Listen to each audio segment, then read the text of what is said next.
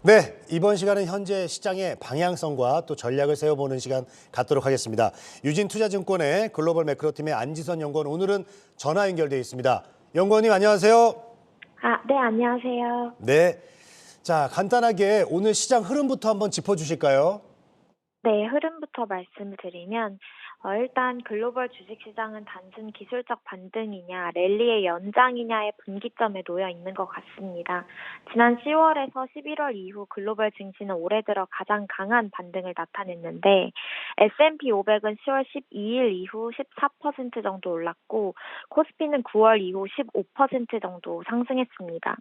10월 이후 주식시장 반등의 배경이 중앙은행들의 긴축 속도 조절, 유럽의 온화한 날씨에 따른 가스 가격 하락이랑 중국 제로 코로나19 정책 완화 기대감입니다. 지난주 연준의 긴축 속도 진정이나 중국 제로 코로나 완화 기대감이 점차 현실화될 가능성이 높아진다는 것을 확인을 했고요.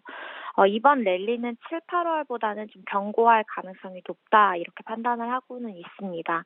하지만 주가가 더 큰 상승을 하기엔 어렵다고 보고 있는데요.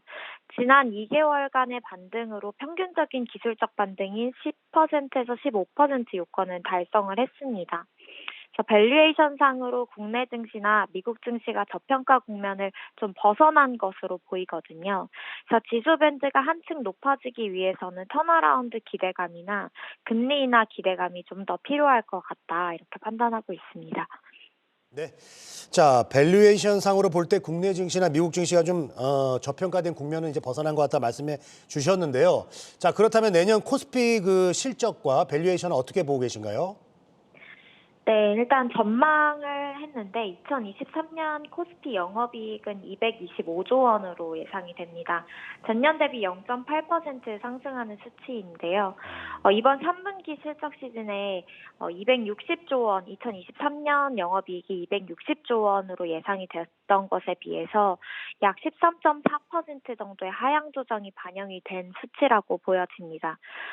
실질적으로 내년 리세션으로 인한 감익 기대보다 좀 숫자로 반영된 수준은 아직까지는 미미한 것으로 보이고요. 보통 코스피 영업이익의 가장 큰 비중을 차지하는 대표 반도체 기업인 삼성전자나 SK 하이닉스 영업이익을 제외를 하면 감익폭이 더 커지는 것과는 다르게 지금 현재 2023년 집계되는 것으로는 두 기업을 제외하고 14.8% 성장하는 것으로 추정이 되고 있습니다. 삼성전자나 SK 하이닉스는 전년 대비해서 2022년 대비해서 2023년에 40.3%의 감익을 추정을 하고 있고요. 두 개 기업들을 제외한 나머지 코스피 기업들의 실적 추정치의 감익 부분이 좀 아직까지 숫자로는 반영되지 않은 것으로 판단을 하고 있습니다. 그리고 밴드를 좀 보시면은 현재 코스피 12개월 포워드 P는 11.5배, PB는 0.9배 수준이고요. 지난 7월만 해도 코스피 밸류에이션이 8.9배에서 9배 사이에서 유지가 되었습니다. 네, 6월부터 이어진 외국인 순매수세에서 약세장 랠리가 좀 강하게 반등이 있으면서 밸류에이션 수준은 역사적인 평균보다 좀 많이 높아진 상태라고 보여집니다. 알겠습니다. 코스피 지수 지금 밸류에이션 보고 계신데요. 자, 그렇다면 이제 실적 성장이 예상되는 업종이나 또 지수 밴드 시나리오는 어떨까요? 네, 일단 그래도 이제 실적 성장이 예상되는 업종이 어떤 것이 있는지 살펴보았는데요. 2023년 영업이익 성장률이 높은 업종이 호텔 레저, 미디어, 화학, IT 가전, 소매 유통 업종이고요. 이 중에서 연간 추정치 상향 조정이 좀 2022년간 계속해서 내년도에 영업이익이 좀 상향 조정이 될 것이다라고 판단을 하고 있는 업종이 호텔 레저, IT 가전, 소매 유통 업종이었습니다. 그리고 역사적으로 밸류에이션 매력도가 높은 업종은 소매 유통, 화장품 업종이고요. 2023년 이익 전망에 따른 코스피 밴드 시나리오도 좀 그려보았는데요. 앞서 말씀드렸듯 국내 기업들의 영업이익이 2022년 대비 10% 정도 감익이 예상이 됩니다.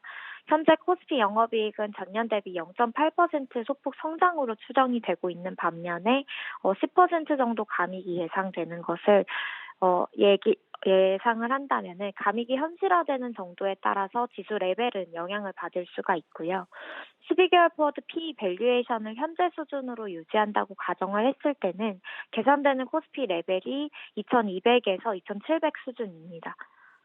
네, 알겠습니다. 자, 그리고요, 이 금리 인상기에 좀 대응을 좀 할 만한 어떤 종목들도 좀 얘기 좀 해주시죠. 네, 이제 그 내년도에 2023년 2월, 3월에 그 최종 금리 인상이 있을 예정인데요. 터미널 레이트 5% 이상 간다고 해도 내년 상반기에는 이런 기준금리 인상이 멈출 가능성이 큽니다.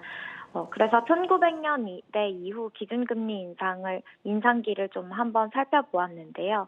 1900년대 이후 기준금리 인상은 4차례 정도 해당되었습니다. 케이스 스터디를 통해서 기준금리 인상이 터미널 레이트에 도달 후에 업종별 흐름과 미국 국채 10년물 금리 둔화 이후의 업종별 흐름을 통해서 내년 상반기, 하반기에 대응할 수 있는 업종 및 종목을 좀 알아보았는데요. 과거 미국 기준금리 인상기에 최종 기준금리 인상이 이루어진 후에 국내 업종별 수익률을 살펴보면은 과거 3차례 금리 인상기에서 공통적으로 금융업종에 해당하는 은행, 보험, 증권 등의 수익률이 좀 상위권에 있는 것으로 파악이 됐고요.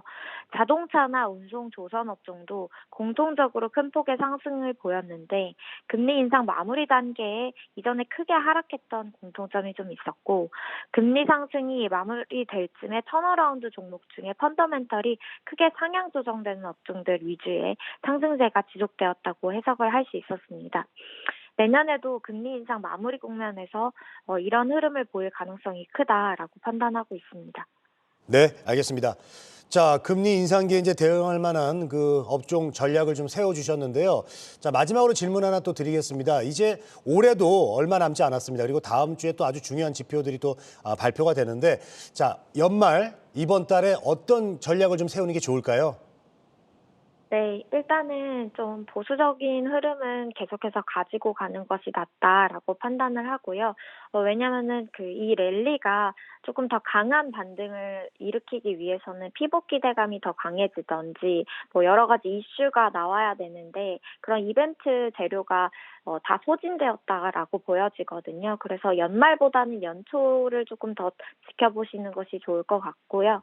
연말에는 좀 보수적으로 진행을 하시는 것이 좋을 것 같다라고 판단하고 있습니다. 네, 알겠습니다. 자, 연말보다는 얼마 남지 않은 올해 연말보다는 연초를 좀 보면서 대응하는 게 좋을 것 같다라고 의견 주셨습니다. 자, 현재 시장의 주요 이슈 그리고 전략까지 자세히 한번 들어봤습니다. 유진투자증권의 글로벌 매크로팀 안지선 연구원과 오늘 전화 연결했습니다. 자, 도움 말씀 고맙습니다.